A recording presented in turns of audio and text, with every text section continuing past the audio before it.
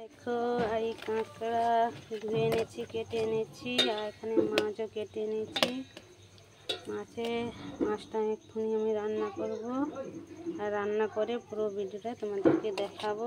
এই দেখো মাছে কি বেরিয়েছে, এটা খুব সুন্দর খেতে হয়। দেখো মাছে কি বেরিয়েছে, এটা মাছে বেরিয়েছে আইব্রো মাছ, এটা কাঁকড়া আজকে এসেছে বাজার থেকে।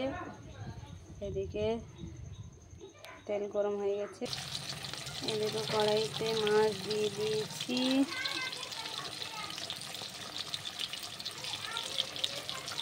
এদিকে মাছ ভাজা হয়ে গেছে, আর এখানে কাঁকড়া ভাজা হচ্ছে, এটাও রান্না হবে এক্ষুনি। বন্ধুরা, এবার কড়াইতে গরম মশলা দিয়ে দিলাম, তারপরে পেঁয়াজ কুচা দিয়ে দিব।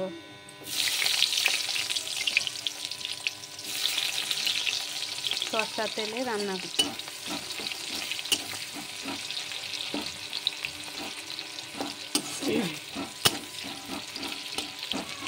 ওটা হতে থাক।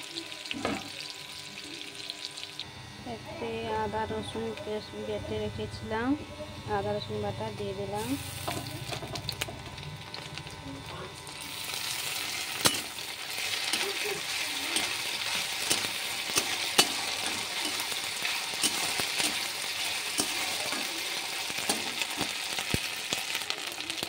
টমেটো কুচি দিয়ে দিলাম।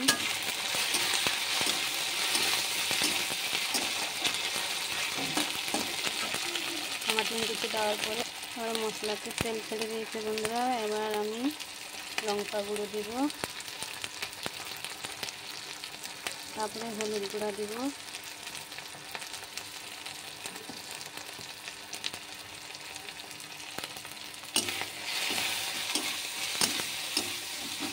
ভালো করে নাড়বো।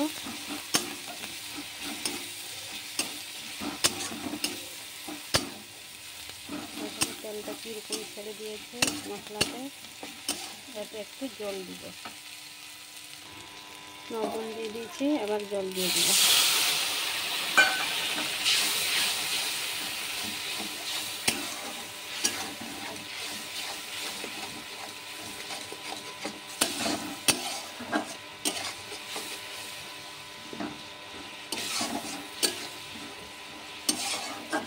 এবার এটা ভালো করে ফুটতে থাকুক। মশলাতে তেল ছেড়ে দিয়েছে বন্ধুরা।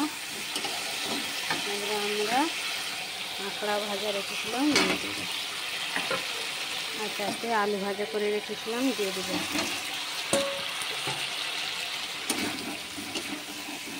ভালো করে নাড়বো। এটা মানে একদম মাখা মাখা হবে, কোনো ঝোল থাকবে না। বন্ধুরা, কালারটা কেমন হয়েছে, এটা ঢাকনাটা দিয়ে দেবো, একটু ঢেকে রেখে দেবো। দেখো কিন্তু ঢাকনা তুলে দিয়েছি।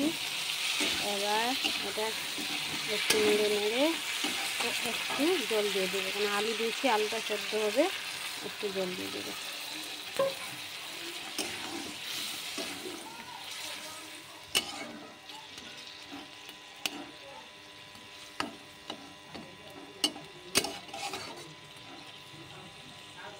একটু জল দিয়ে দিয়েছি, এই জলে আলু সেদ্ধ হয়ে যাবে। এবার এটা আবার ঢাকনা দিয়ে দিব, তারপরে রান্না করে দেখাচ্ছি তোমাদেরকে। এবার রান্না কমপ্লিট হয়ে গেল, এবার এটাকে আমি ঢেলে নিব। এবার আমি এটা ঢেলে নিয়েছি বন্ধুরা। দেখো এটা কেমন হয়েছে কাঁকড়া তরকারি। এইরকম বাড়িতে সবাই রান্না করবে। কেমন হয়েছে কমেন্টে জানাবেন কিন্তু।